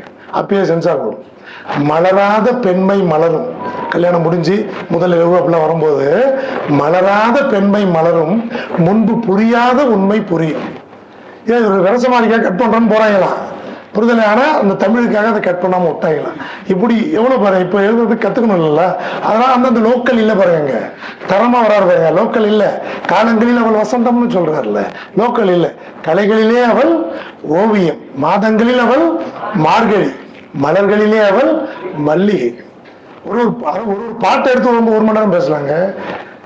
அதாவது என்ன சொல்ல வந்தோம்னா, அந்த கலைஞர் அந்த பஞ்சாயத்து இருக்குல்ல, 2வது கொண்டாடி பஞ்சாயத்து இருக்குல்ல, அதுல அண்ணா கூட என்ன ஆயிடுச்சு, பஞ்சாயத்து ஆயிடுச்சுல்ல. அப்ப அண்ணா என்ன சொன்னாரு, எல்லாத்துக்கும் உனக்கு 2 கேட்டார்ல. அதுல இருந்து அண்ணாவுக்கு தெரிஞ்சு போச்சு, அண்ணாவுக்கு அது ஒப்புதல் இல்லைன்னு புரிஞ்சு போச்சு. சரி, இனிமேல் திமுக இருந்தா சரியா இருக்காதுன்னு சொல்லிட்டு 49ல இருந்து இருக்காரு. கட்சி ஆரம்பிச்சது திமுக கலைஞரோட க்ளோஸ் ஃப்ரெண்டு. நீங்க நல்லா தெரிஞ்சுக்க, இவர் பாட்டு எழுதுறதுக்கு போகாம இருந்திருந்தால் மேபி சிஎம் ஆயிருக்கலாம். ஏன்னா ஆரம்ப கால திமுக தலைவர்கள் இவர் ஒருத்தர். ஆரம்ப கால திமுக தலைவர்கள் அவங்கள கூட மக்கள் பார்க்க மாட்டாங்க. இவர் சினிமாலே இருக்கிறதுனால மக்கள் இவர் மேல அதிக அன்பு, ரீச் அதிகம். நாடில வந்து இவரை பாட சொல்லுவாங்க, கலைஞர்லாம் நிப்பாட்ட சொல்லி இவரை பாட சொல்லுங்கன்னு சொல்லியிருக்காங்க. அவரை முதல்ல பாரதியாருக்கும் அப்படிதான். மெரினா பீச்ல கூட்டம் நடந்தா பாரதியை பாட சொல்லுன்னு சொல்லுவோம் முதல்ல, மத்தவன் பேசலாம் நிப்பாட்டுன்றாரு. அப்படி கண்ணதாசனையும் அவரை பாட சொல்லுன்னு சொல்லுவோம். இப்ப மக்கள் மத்தியில் அவ்வளவு ரீச். அப்ப அவர் மட்டும் ஒரு சிங்கிள் போக்கஸ்ல இருந்திருந்தா, அரசியல்வாதி ஆகணும்னு நினைச்சிருந்தா கண்டிப்பா ஒரு சிஎம் கிடைச்சிருப்பாங்க, ஒரு நல்ல தமிழ் அறிஞ்ச சிஎம். ஆனா அவரு முரண்பட்ட ஒரு மனிதர், அவரை புரிஞ்சுக்கவே முடியாது. நான் நிரந்தரமானவன், அழிவதில்லை, எந்த நிலையிலும் எனக்கு மரணம் இல்லை. ஆனா அப்ப நடுவில் இருந்தவங்களாம் மறந்துட்டோம். எம்ஜிஆர் பேசுறதே குறைஞ்சு போச்சு, கலைஞர் பேசுறதே கட்சிக்காரங்க மட்டும் பேசுறாங்க. ஆனா கண்ணதாசனை தமிழ் கூறும் உலகம் முழுக்க பேசுறாங்க. அது ஒரு நல்ல முடிவை கூட போயிடுச்சவருக்கு. என்னது, தமிழ் பக்கம் திரும்பினது. நம்ம 8வது படிச்சவர் எவ்வளவு எழுதுறாரு, அதெல்லாம் பயங்கரமா ஆராய்ச்சி பண்ணாங்க. எக்கச்சக்க பிஹெச்டி தீசிஸ் இருக்கு அவர் பாட்டுல. பிஎஸ் அவரும் 8வது தான் படிச்சவர். ஆனா அவர் பாடல்களை வச்சு, அவர் கவிதைகளை வச்சு எக்கச்சக்க 7 கவிதை வால்யூம் சொல்லிட்டு இருக்காங்க. ஆட்டனத்தி ஆதிமந்தி, மாங்கனி, அர்த்தமுள்ள இந்து மதம். இந்து மதத்துல எதெல்லாம் சயின்டிபிக்கலா இருக்கு அப்படிங்கிறத அர்த்தமுள்ள இந்து மதத்துல எழுதியிருக்காரு. ஏன் கலசா இருக்கு, ஏன் இப்படி பண்றோம், ஏன் நெத்தியில போட்டு வைக்கிறோம், எல்லாத்துக்கும் சயின்டிபிக் எக்ஸ்பிளேஷன் கொடுத்திருக்காரு. ஆனா நடுவில் எங்க இருந்தாரு அவரு, நாத்திகரா இருந்தாரு. முதல்ல ஆத்திகர், அப்புறம் நாத்திகர், திருப்பி ஆத்திகர். திருப்பி ஆத்திகரா வந்தப்பதான் பட்டைகளை விட்டாரு. கோடி மலைகளிலே கொடுக்கும் மலை எந்த மலை, புரிதல்லையா, மருதமலை மாமுனியே அவரே தானே, பொன்னப்படி வைத்தினதில்ல. திருச்செந்தூரின் மலையோரத்தில் செந்தில்லா, சூப்பர்ல. சாமி பாட்டு எக்கச்சக்கமா எழுதி வச்சிருக்காரு. எதுக்கு அப்புறம் நாத்திகத்திலிருந்து ஆத்திகம் வந்த பிறகு, எப்ப பிறகும் 61க்கு பிறகு. அப்ப கண்ணதாசனோட வார்த்தைகள்ல சொன்னா, அந்த 49ல இருந்து 61 வரைக்கும் அவருக்கு வனவாசம் ஃபாரஸ்ட்ல போய் வாழ்ந்திருக்காரு ராமர். அப்ப அவர் எவ்வளவு கஷ்டப்பட்டாரோ அதே மாதிரி இவரும் கஷ்டப்பட்டிருக்காரு திமுகல இருந்து. அதுதான் அவர் வனவாசம்னு டிஸ்கிரைப் பண்ணி அது தனி புக்கா போட்டார். திமுக இருந்து வெளியில வந்த பிறகு 61க்கு பிறகு அவர் வாழ்ந்த வாழ்க்கைய மனவாசம்னு போட்டிருக்காரு. 2 சுயசரிதை இருக்கு. அப்ப அது சூப்பரா வாழ்ந்தத மனவாசம்னு, கஷ்டப்பா வாழ்ந்ததை வனவாசம்னு சொல்றாரு. 61ல வந்தாங்க, கண்ணதாசனும் வந்தாரு, ஈவிகே சம்பத் வந்தாரு. 2 பேரும் சேர்ந்து ஆரம்பிச்சதுதான் தமிழ் தேசிய கட்சி. 62ல ஆரம்பிச்ச கட்சி இவங்க அடிச்ச கூத்துல 64ல கொண்டு போய் காங்கிரஸ் சேர்த்துட்டாங்க. காங்கிரஸ் சேர்த்த உடனே அப்புறம் காமராஜர் தான், நேரு தான், எல்லாம் தான். காமராஜர் தான், நேரு தான், எல்லாம் தான். அப்படித்தானே? அதாவது எம்எஸ்வி கண்ணதாசன் லிரிக்ஸ்ல தெரியும் நமக்கு, ரொம்ப ஹிட். அது ரொம்ப ஹிட். எம்எஸ்வியோட மியூசிக் டேலண்ட் இளையராஜாவுக்கு கம்மின்னு தான் நான் நினைப்பேன், என்னோட பர்சனல் ஒப்பீனியன். ஆனா எம்எஸ்வியோட காம்போசிஷன்ல இளையராஜாவை தாண்டி ஒரு காம்போசிஷன் அந்த மலர்ந்து மலராத அந்த லிரிக்ஸ் அப்படியே வந்துட்டே இருக்கும். பேக்ரவுண்ட்ல லைட் மியூசிக் தான் வரும் பாருங்க, ஒண்ணு ஹெவியா இருக்கு. மலர்ந்து மலராத பாதி மலர் போல மலர்ந்த விழிவண்ணமேன்னு வரும் தெரியுமா, அதுல லைட்டா தான் மியூசிக் வந்துட்டு இருக்கும். அந்த பாட்டுல பாத்தீங்கன்னா தாய் மாமனும் தங்கச்சியும் அண்ணனும் பாடுவாங்க. 2 குழந்தைகளை வச்சுக்கிட்டு குடும்பத்துல சண்டை இருக்கும், எல்லாம் இருக்கும். அப்ப பாருங்க, அதாவது யானை படை கொண்டு சேனை பல வென்று வாழ பிறந்தாயடா. அது கூட எனக்கு அதை விட இன்னொரு லைன் சூப்பரா பிடிக்கும். என்னன்னா, தங்கச்சி சொல்லுவா அவங்களுக்கு பிறந்த குழந்தைகிட்ட அண்ணனை பத்தி சொல்லுவா. எப்படி சொல்லும்போது எப்படி சொல்லுவாங்க, 2 லைன்ல முடிச்சுடுவாரு. சிறகில் எனை மூடி அருமை மகள் போல வளர்த்த கதை சொல்லவா. அவ்வளவுதானே, அண்ணன் அப்படி வளர்த்திருக்காரு. யார? தங்கச்சி சாவித்திரிய. சிறகில் எனை மூடி அருமை மகள் போல வளர்த்த கதை சொல்லவா. 2 லைன்ல முடிஞ்சு போச்சு. அண்ணன் தங்கச்சிக்கு இருந்த உறவு குழந்தை புரிஞ்சுக்குது. அந்த அத்தை மகனை மனம் கொண்டு இளமை வழி கொண்டுன்னு பாட்டு போவோம். அந்த பாட்டுல ரொம்ப சூப்பர் காம்போசிஷனா இருக்கும். காமராஜரோட சண்டை போட்டு சேருவாருங்க. கிட்டத்தட்ட கர்ணன் படத்துல வர உள்ளத்தில் நல்ல உள்ளம் பாட்டை காமராஜருக்கு எழுதுனதுன்னு சொல்றாங்க. காமராஜரும் உள்ளத்தில் நல்ல உள்ளம், கர்ணனும் உள்ளத்தில் நல்ல உள்ளம். மகாபாரதம் எல்லாருமே கேள்விப்பட்டிருக்கோம். ராமாயணம் மகாபாரதம். ராமாயணத்தை விட மகாபாரதம் ரொம்ப பெருசு. மகாபாரதம் பெருசுங்கிறதுனால தான் அதுக்கு பேரே மகாபாரதத்துல கர்ணன் தெரியும் நமக்கு. ஒரு வீர விளையாட்டு நடக்கும். வீர விளையாட்டுல என்னது, அர்ஜுனன் ஜெயிச்சுக்கிட்டே போவான். சுத்தி துரோணாச்சாரியார் அவங்க வசிஷ்டர்னு எல்லாம் நிற்பாங்க, பெரிய குருமாரெல்லாம் நிற்பாங்க. அப்ப கர்ணன் என்னது, ஜெயிச்சுக்கிட்டே போறான். சரி, அர்ஜுனன் ஜெயிச்சு டாப்ல போறான். அப்ப குருமார்கள் சேர்ந்து அர்ஜுனன் தான் டாப் அப்படின்னு சொல்லி நிப்பாட்டுறாங்க. அப்ப கர்ணன் உள்ள பூந்து, அவன் டாப் இல்ல, என்கிட்ட மோதி ஜெயிக்க சொல்லுங்கன்னு கர்ணன் உள்ள பூந்து சொல்றான். அப்ப குருமார் கேட்கிறான், நீ யார், உன் பேர் என்ன, உன் அப்பா பேர் என்ன, உன் அம்மா பேர் என்ன, உன் பரம்பரை பேர் என்ன, உன் என்ன ஜாதி இப்படின்னு கேட்கிறான். கர்ணன் கூனி குறுகி இதெல்லாம் எதுவுமே தெரியாம அந்த மைதானத்துல நிக்கிறான். அப்பதான் திடீர்னு குதிக்கிறான் துரியோதனன் உள்ள. இவனை ஜாதி பேர் தெரியல, அம்மா அப்பா பேர் தெரியலன்னு அசிங்கப்படுத்தாது. இன்னிலிருந்து இவன் என் நண்பன். அங்கதான் நாட்டை நான் இவனுக்கு எழுதி கொடுக்குறேன். இன்னிலிருந்து இவன் சத்திரியன் தான் வீர விளையாட்டுல கலந்துக்க முடியும் அப்படின்னு குருமார்கள் சொல்றாரு. இவனுக்கு நான் அங்கதான் நாட்டை எழுதி கொடுக்குறேன். இன்னிலிருந்து இவன் சத்திரியன், இவன் இப்ப போட்டியில கலந்துக்கிட்டு. துரியோதனனுக்கு உள்நோக்கம் இருக்கு, அர்ஜுனனை தோக்கடிக்கணும் இல்லைன்னு சொல்ல. ஆனா ஊர் முன்னாடி அசிங்கப்படுத்தும் போது காப்பாத்தினவன் யாரு? துரியோதனன். அது எப்படி சொல்றாரு கண்ணதாசன், செஞ்சோற்று கடன் தீர்க்க சேராத இடம் சேர்ந்து பஞ்சத்தில் வீழ்ந்தாயடா கர்ணா, வஞ்சகன் கண்ணனடா. செஞ்சோற்று கடன் தீர்க்க சேராத இடம் வராது, அட்ஜஸ்ட் பண்ணி. பஞ்சத்தில் வீழ்ந்தாயடா கர்ணா, வஞ்சகன் கண்ணனடா. ஒரு டெக்னிக்கல் மேட்ரு. கண்ணன் 3 சொல்லி இன்னும் போட்டா அது கிருஷ்ணன், கண்ணன் 2 சொல்லி இன்னும் போட்டா அது கர்ணன். அதை விட சூப்பரா ஒண்ணு சொல்லுவாருங்க. எனக்குலாம் உண்மையிலே புள்ளரிக்கும் அந்த லைன்ஸ் கடா. தாய்க்கு நீ மகன் இல்லை, தம்பிக்கு அண்ணன் இல்லை, ஊர்பழி ஏற்றாயடா, நானும் உன் பழி கொண்டேனடா. குந்தி தேவி தாய், சூரியனுக்கு குந்தி தேவிக்கு பிறந்தவர் யாரு? கர்ணன். அதெல்லாம் ஆராய்ச்சி பண்ணக்கூடாது. நாங்க சயின்ஸ்ல குமரன் சார்லாம் வந்திருக்காங்க. பார்த்தினோ கார்பின்னு சொல்லுவோம். Formation of seeds without fertilization, கருவுறுதலே நடக்காம கர்ணன் அப்படி பிறந்தவருங்க. பார்த்தினோ கார்பிக் சைல்டுங்க அவரு. எப்ப சூரியன் வந்தாரு, எப்ப குந்தி தேவி அவருக்கும் குழந்தை பிறந்துச்சு தெரியாது நமக்கு. ஆனா சூப்பர் ஒரு பிறகு யாரு? கர்ணன் வரங்களோட பிறந்தவர். ஆனா குந்தி தேவியார சொல்ல முடியுமா கர்ணன் என் பையன்னு? சொல்ல முடியாது, ஏன்னா அன்அபிஷியல். அப்ப தாய்க்கு நீ மகன் இல்லை. அர்ஜுனன் சொல்ல முடியுமா என் அண்ணன்? ஏன்னா அவனுக்கே தெரியாது. தம்பிக்கு நீ அண்ணன் இல்லை. தாய் பெத்த தாய் உன்னை பையன்னு சொல்ல முடியாது, உன் தம்பிகள் உன் அண்ணன் சொல்ல முடியாது. தாய்க்கு நீ மகன் இல்லை, தம்பிக்கு அண்ணன் இல்லை, ஊர்பழி ஏற்றாயடா. ஊர்பழி, பிறப்பு தெரியாதவன் ஊர்பழி ஏத்துக்கிட்டியடா, நானும் உன் பழி கொண்டேனடா. கவலைப்படாத, உன் பழியை பூரா நான் எடுத்துக்கிறேன், நான் கேட்கிற தானத்தை மட்டும் கொடு. கடைசியில் அவரும் ஏமாத்துக்கிறத வந்து வாங்கிட்டு போயிட்டாரு. உண்டா இல்லையா? அப்ப பாருங்க எப்படி மகாபாரத்தை சுருக்கி இல்ல. புல்லாங்குழல் கொடுத்த மூங்கில்களை கேட்டிருக்கீங்களா? புல்லாங்குழல் கொடுத்த மூங்கில் கிருஷ்ண கானம்னு ஒரு ஆல்பம். அப்ப எம்எஸ்வி காலத்துல ஆல்பம் இருந்துச்சு. இளையராஜா நத்திங் பட்டு விட்டு அவுட் டு நேம் இட்லாம் போட்டிருக்காரு. எம்எஸ்வி காலத்துல ஒரு ஆல்பம் கிருஷ்ண கானம், சினிமா பாட்டு இல்ல. புல்லாங்குழல் கொடுத்த மூங்கில்களே புருஷோத்தமன் புகழ் பாடுங்களே, வண்டாடும் கங்கை மலர் தோட்டங்களே, வண்டாடும் கங்கை மலர் தோட்டங்களே, இந்த மதுசூதனன் புகழ் பாடுங்களே. நம்ம மதுசூதனன் இல்ல, கிருஷ்ணன். நம்ம மெம்பர் ஒருத்தர் மதுசூதனன் இங்கதான் இருக்காரு, அவரு இல்ல, கிருஷ்ணன். புரியுதா? வண்டாடும் கங்கை மலர் தோட்டங்களே, எங்கள் மதுசூதனன் புகழ் பாடுங்களே. அந்த வண்டாடும் கங்கை மலர் அதுக்கு என்ன அர்த்தம்னா, மகாபாரதத்துக்கு போயிடுறாரு, சங்க இலக்கியத்துக்கு போயிடுவாரு. ஈஸியா நிறைய படிச்சிருக்காரு, 8வது தான், ஆனா வெளியில வந்து படிச்சிருக்காரு. பீமன் கங்கை நதியில குளிக்கிறது பழக்கம். டெய்லி வந்து கங்கை நதியில குளிப்பான். அவன் குளிக்கிற இடம் ஆழமா இருக்கும், ஏன்னா அவன் பல்கா இருப்பான். துரியோதனன் பீமனை கொல்லணும்ட்டு அவன் டெய்லி குளிக்கிற கங்கை நதியில ஈட்டியை குத்தி வச்சிட்டான் தண்ணிக்குள்ள. இப்ப நாளைக்கு வந்து பீமன் குதிச்சானா, அவன் குதிச்சு குளிப்பானோ, மேலேருந்து குதிச்சானா ஈட்டி குத்தி செத்து போயிடுவான். இது இப்ப பீமனுக்கு தெரியாது. கிருஷ்ணன் அந்த பாண்டவர்களை காப்பாத்தானே ஒரு அவதாரம். யாரு? கிருஷ்ணன். அவருக்கு தெரியும் ஈட்டி குத்தி வச்சான்னு தெரியும். இப்ப சொல்லிட்டா ஈட்டி குத்தி இருக்கு குளிக்காதான்னு சொல்லிட்டா பீமன் நேரா கிளம்பி போவான் துரியோதனை கொல்றதுக்கு. பெரிய சண்டை ஆயிடும், வேண்டாம். அப்ப அவனை குளிக்க விடாம பண்ணணும். என்ன பண்ணலாம்? அப்ப அந்த பக்கத்துல இருந்த கங்கை பக்கத்துல இருந்த அந்த தோட்டத்துல இருந்த வண்டுகளை கிருஷ்ணன் தன்னோட மகிமையை பயன்படுத்தி அந்த வண்டுகளை திருப்புறாரு. எங்க? அவர் குளிக்கிற இடத்துக்கு. வண்டுகள் அங்கேயே ரீங்காரமிட்டுக்கிட்டே இருக்கு. இவர் கட்டளைக்கு உட்பட்டு, கிருஷ்ணன் கட்டளைக்கு உட்பட்டு. பீமன் வர என்னடா வண்டு சுத்துதேன்னு பாக்குறான். இப்ப கிருஷ்ணன் வந்துட்டாரு. வண்டு எல்லாம் குளிக்குது, நீ குளிக்காதன்ட்டாரு. ஏன் அது குளிச்சா நானும் அதை கெடுக்கூடாது, டிஸ்டர்ப் பண்ணாது, அது ஜாலியா குளிச்சுட்டு இருக்கு, நீ போய் தள்ளி போய் குளின்ட்டார். கிருஷ்ணன் சொன்னா கேட்க முடியுமா? தள்ளி போய் குளிச்சுட்டான். அப்ப பீமனை காப்பாத்தின வண்டுகள், பீமனை காப்பாத்தின யார் சொல் பேச்சு கேட்டு? கிருஷ்ணன் சொல் பேச்சு கேட்டு. அதான் வண்டாடும் கங்கை மலர் தோட்டங்களே எங்கள் மதுசூதனன் புகழ் பாடுங்களே, மகாபாரதத்துல இருந்து எடுத்து வைக்கிறது. கிருஷ்ணன் உங்களுக்கு தெரியும் வண்டுகளே, அந்த வண்டுகளை இப்ப வாங்க இங்க வந்து கிருஷ்ணனை பத்தி பாடுங்க அப்படின்னு சொல்லி அப்படி எடுத்து வைக்கிறார். யாரு?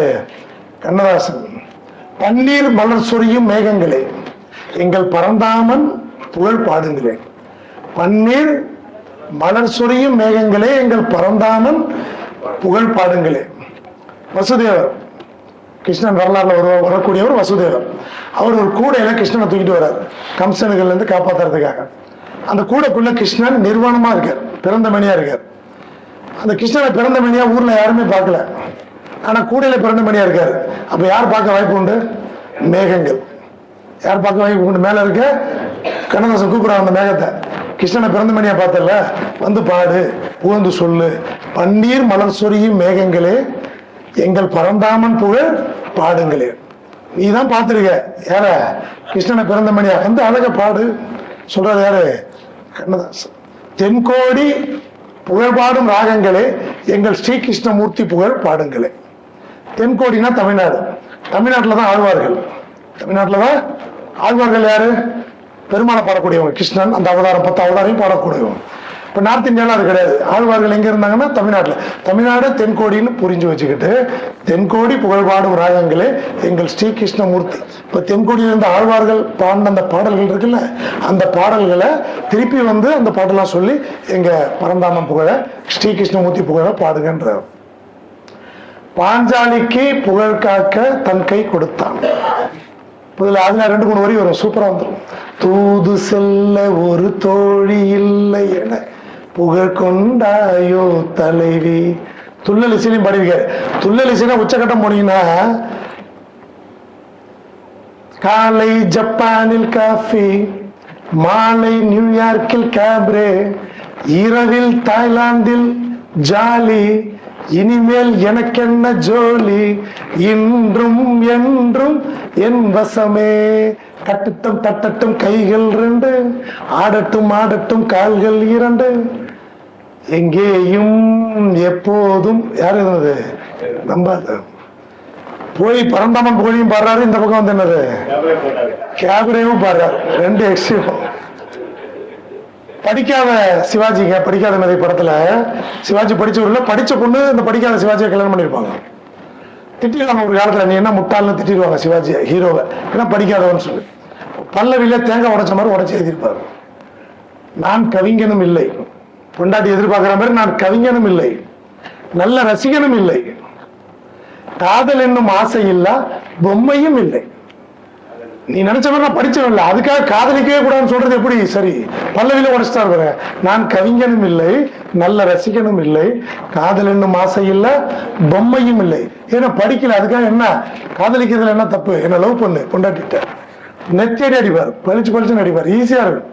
எனக்கு ரொம்ப பிடிச்சது நினைக்க தெரிந்த மனமே உனக்கு, அந்த லைன்ல முடிஞ்சு போகுதுல்ல. நினைச்சிட்ட மறக்க தெரியாத உனக்கு, மறந்துரு. எங்கே நிம்மதி அவர் தானே, எல்லாமே அவர் தானே.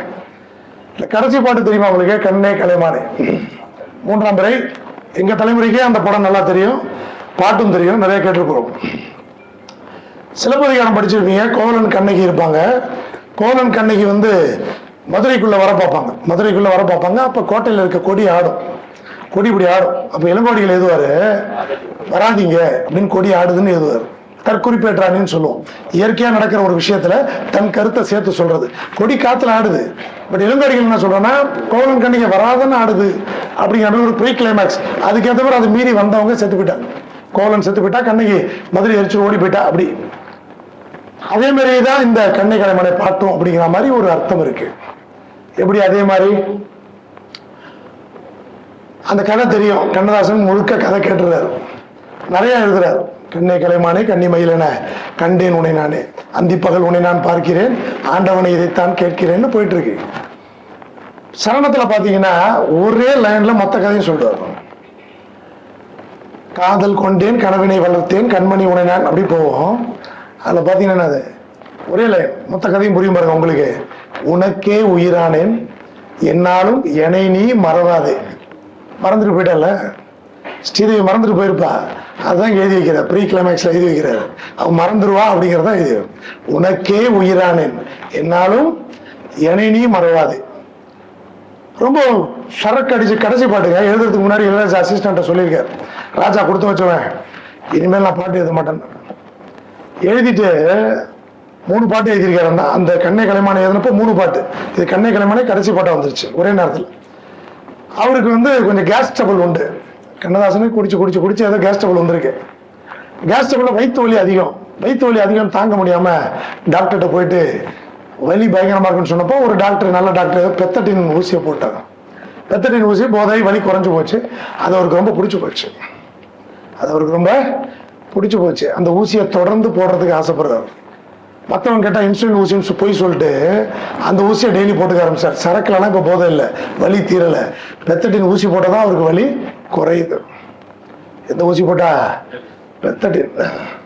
அதை போட்டு உடம்பு ரொம்ப மோசமாக போச்சு. உடம்பு ரொம்ப மோசமான நேரத்தில் கூட அமெரிக்க தமிழ் சங்கத்தில் கூப்பிட்டாங்கன்னு பேச போறார். வாலி சொல்லியிருக்காரு, நான் போவாதன்னு சொன்னேன், போனவர் வரவே இல்லை அப்படின்ட்டு. அமெரிக்காவுக்கு போறாரு தமிழ் சங்கத்துக்கு. அமெரிக்காவுக்கு எங்க காலேஜ்ல எங்க பேட்ச்மேட் குமரன் வந்திருக்காரு, தெரியும். ஃபேர்வெல் பார்ட்டிங்க எங்க பேட்சை உருப்படாத பேட்சுன்னு திட்டுவாங்க. விளங்காத பேட்ச், எல்லா பேட்சையும் நல்லா சொல்லுவாங்க, எங்க பேட்சை உருப்படாத பேட்சுன்னு. நாங்க அந்த தப்பு கொண்டு இந்த தப்பு கொண்டு வந்தேன். ஃபேர்வெல் பார்ட்டியில ஒருவருக்கு ஒரு லாட் எடுக்கணும். இப்போ நான் லாட் எடுத்தேன்னா எனக்கு டான்ஸ் வந்தா நான் டான்ஸ் ஆடணும், பாட்டுன்னு வந்தா பாட்டு பண்ணணும். எனக்கு பாட்டு கூட வரதான் எனக்கு பாட்டுன்னு வந்துச்சு லாட்ல. அப்போ டக்குன்னு யோசிச்சா நம்ம கண்ணதாசன் தான் கிடைச்சார். 2 பாட்டு பண்ண நல்ல கிளாப்ஸ். எங்க பேட்ச் பசங்க மற்ற பசங்க, ஏன்னா எல்லா பேட்சையும் சூப்பர் பேட்ச்னு எங்களை உருப்படாத பேட்சுன்னு. 2 பேட்ச் 2 பாட்டு. முதல் பாட்டு கண்ணதாசன் பாட்டு, கல்லெல்லாம் மாணிக்க கல்லாகுமா. மற்ற பேட்சை கை காமிச்சா கொண்டு, கல்லெல்லாம் மாணிக்க கல்லாகுமா. நாங்க தான் மாணிக்க கல்லு, நீங்களா நல்ல கிளாப்ஸ். கலையெல்லாம் கண்கள் சென்றும் கலையாகுமா அப்படின்னு அந்த பாட்டை கொஞ்சம் பாடினா நல்ல கிளாப்ஸ். அடுத்த பாட்டு எங்களை உருப்பட மாட்டோம். அப்போ ஒரு பாட்டு கண்ணதாசன், வாழ நினைத்தால் வாழலாம், வழியா இல்லை பூமியில். நல்ல கிளாஸ் கிடைச்சது. அதுலதான் அந்த அற்புதமான லைன்ஸ் வரும். பார்க்க தெரிந்தால் பாதை தெரியும், பாதை தெரிந்தால் பயணம் தொடரும், பயணம் தொடர்ந்தால் கதவு திறக்கும், கதவு திறந்தால் காட்சி கிடைக்கும், காட்சி கிடைத்தால் கவலை தீரும், கவலை தீர்ந்தால் வாழலாம், வாழ நினைத்தால் வாழலாம். இதை பாடின அப்ப ஏதோ ஏற்கனவே மனசுல கொஞ்சம் பாடினேன். நல்ல 1000 வாசல் இதயம் அதில் 1000 என்ன முதயம்லாம் பாடுவார். அந்த பாட்டு மயக்கமா கிடக்குமா பார்த்தீங்கன்னா தெரியும். அதனால அவர் எங்கே வாழ்க்கை தொடங்கும், அது எங்கே எவ்வித முடியும், இதுதான் பாதை, இதுதான் பயணம் என்பது யாருக்கும் தெரியாது. பாதையெல்லாம் மாறிவிடும், பயணம் முடிந்துவிடும், மாறுவதை புரிந்து கொண்டால் மயக்கம் தெரிந்துவிடும்னு பாடுவார். யாரு? கண்ணா. மோட்டிவேஷன் சாங்ஸ் அவ்வளவு. உன்னை அறிந்தால் நீ உன்னை அறிந்தால் உலகத்தில் போராடலாம், உயர்ந்தாலும் தாழ்ந்தாலும் தலை வணங்காமல் நீ வாழலாம், மானம் பெரியதென்று வாழ்பவர்களை மான் என்று சொல்வதில்லையா, ஒரு மாற்று குறையாத மன்னவன் இவன் என்று போற்றி புகழவில்லையாலாம் வரும். அற்புதமா நிறைய போற்றுவார் போற்றட்டும், புழுதிவாரி தூற்றுவார் தூற்றட்டும், என் மனசுல நினைக்கிறதுன்னு அப்படியே செய்வேன்னு சொல்லுவார். நான் ஒரு கால கணிதமும் ஒரு கவிதை, சூப்பரான கவிதை, அட்டகாசமா ஒரு 7 கவிதை தொகுப்புல வந்தது. அப்படிதானே? ஸோ ரொம்ப அற்புதமான மனிதர். ஆக்சுவலா இவரை ஒரு செஷன்ல அடக்க முடியாது, நம்ம லேட்டாகவும் ஆரம்பிச்சோம். இவரை பத்தி சொன்னா எக்கச்சக்கமா சொல்லலாம். உண்மையிலே பார்ட் 2 சொல்ற அளவுக்கு நிறைய மேட்டர்ஸ் இருக்கு. ஜாலியா என்ன இவரோட அரசியல் பயணங்களை சேர்த்து சொன்னோம். நேருவோட, லால் பகதூர் சாஸ்திரியோட 4 அடி உரு என நகைத்த சூரனை. இது மட்டும் இதோட முடிச்சுக்கிறேன். நேரு இந்தியா உருவாக்குனவர், மேக்கர் ஆஃப் மாடர்ன் இந்தியா. 64ல செத்து போறாரு. சைனா வாரால செத்து போறாரு, உடம்பு சரியில்லை. 64ல செத்த உடனே காமராஜர் நம்ம ஊருக்காரு பிஎம் வந்திருக்கலாம், அவர் ஒதுங்கிக்கிட்டு லால் பகதூர் சாஸ்திரியை பிரைம் மினிஸ்டர் ஆக்குறாரு. லால் பகதூர் சாஸ்திரி குட்டி ஆள், 4 அடி தான்.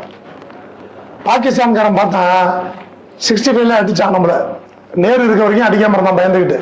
லால் பகதூர் சாஸ்திரி வந்த உடனே 64ல வந்தாரு, 65ல அடிச்சான். பெரிய சண்டை போட்டதோட இல்லை, நம்மளால கிண்டல் பண்ணுவோம் உருவத்தை வச்சு. 4 அடி 4 அடி குள்ளன்னு கிண்டல் பண்ணுவான். புரியல? அப்பதான் கண்ணதாசனுக்கு கடுப்பு வந்து இதை எழுதினாரு. என்னது? 4 அடி உரு என நகைத்த சூரனை வேலடி அடித்த வேளவா வருகன்னு லால் பகதூர் சாஸ்திரிக்கு கடைசி வரிகள் இப்படி வரும். 4 அடி உரு என நகைத்த சூரனை, சூரன்னா பாகிஸ்தான்கார், வேலடி அடித்த வேளவா வருக. அப்ப நேஷனல் லெவல் எழுதியிருக்காரு. நேருவுக்கு நிறைய எழுதியிருக்காரு. சிறிய நெற்றி எங்கே சிவந்தனல் இதழ்கள் எங்கே நேருவுக்கு எழுதியிருக்காரு. அதெல்லாம் பேசணும்னா அது ஒரு எபிசோடு பேசலாம். அதான் கண்ணதாசன் மட்டும் மற்ற கவிஞர்கள் இல்லை, சமகால அரசியலோட பொருந்தி எழுதுவார். காமராஜரோட சண்டை போட்டு பிரிஞ்சுட்டாரு, திருப்பி காமராஜரோட சேர்ந்து காமராஜர் வரமாட்டோம்னு சொன்னாங்க, தோத்துட்டாரு. அன்னைக்கு ரிசல்ட் 67 ரிசல்ட். அப்ப காங்கிரஸ் இருக்காரு. கவுண்டிங் ரிசல்ட் வர டேட்டு, விஸ்கி பல புல்லு இருக்கு பக்கத்துல. கண்ணதாசன் வீடு, போனை கையில வச்சுக்கிட்டாரு. ரேடியோ டிவிலாம் இல்ல, போன் வந்துகிட்டே இருக்கு.